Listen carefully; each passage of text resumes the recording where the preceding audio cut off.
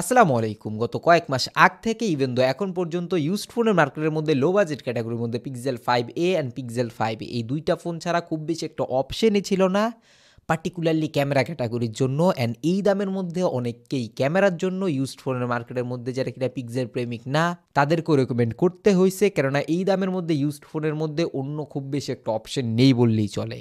Around under 20K বাজেটের মধ্যে used ফোনের মার্কেটের মধ্যে পিক্সেল 5 অ্যান্ড 5a পাওয়া যায় প্রায় সিমিলার দামের মধ্যে। এই ২ টা ফোন প্রায় একই দামে পাওয়া যাচ্ছে। অ্যান্ড এখানে পারফরমেন্স কিংবা এই ২ টা ফোনের ডিফারেন্সেস নিয়ে বলতে গেলে অ্যাকচুয়ালি এগুলো কোনো মোক্ষম বিষয় না। এর থেকেও বড় বিষয় যে অ্যাকচুয়ালি এই ২ টা ফোন এখনকার সময় রেকমেন্ডেড কিনা আন্ডার 20K বাজেটের মধ্যে ইউজড ফোনের মার্কেটের মধ্যে। ফার্স্ট অফ অল, পিক্সেল প্রেমিকরা নিচে কমেন্ট বক্সের মধ্যে ধুমায়া গালাগালি লাগবো, এটা জানি।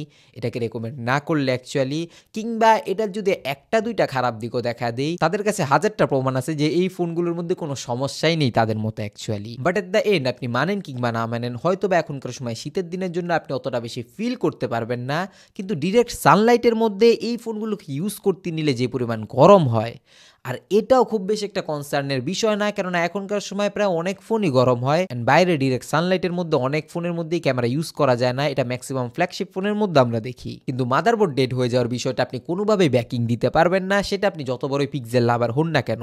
প্রায় অনেক মানুষেরা আমাদের দেশের মধ্যে এই ঘটনা ঘটতেছে যে পিক্সেল 5 অ্যান্ড পিক্সেল 5a আমি রেকমেন্ড করছি, অ্যান্ড পরবর্তীতে গিয়ে তাদের মাদারবোর্ড ডেড হয়ে গেছে।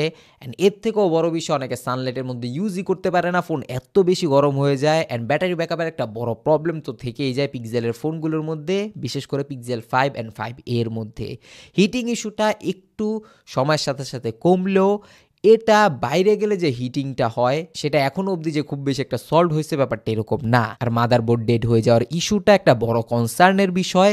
এমন হতো যে ১-২ জনের হয়েছে কিংবা এটাকে পিক্সেল সমাধান করে ফেলতে পারছে, সেটা হয়তো অন্য বিষয় থাকতো। আমরা অ্যাপেলের অনেক ফোনের ক্ষেত্রে এরকম দেখি, বাট এই ফোনগুলোর মধ্যে স্টিল নাও এরকম হইতাছে। সেজন্য গিয়ে যদি আপনি এই দুইটার একটা ফোনও কিনেন, দিন শেষে ফুল অন আপনার রিক্সেই কিনতে হবে। কেননা এই ফোনগুলোর কোনো গ্যারান্টি নেই। ইউজড ফোনের মার্কেটের মধ্যেও আরও রেকমেন্ডেবল ডিল রয়েছে একদমই প্রায় সিমিলার দামের মধ্যে। যদি অপশনগুলোর দিকে তাকান, সনি এক্সপিরিয়া 5 মার্ক 2 ফোনটা রয়েছে, গ্যালাক্সি S10 রয়েছে, আইফোন 10 পাওয়া যায়, কিছু টাকা বাজেট বাড়ে আইফোন 10 নিতে পারেন।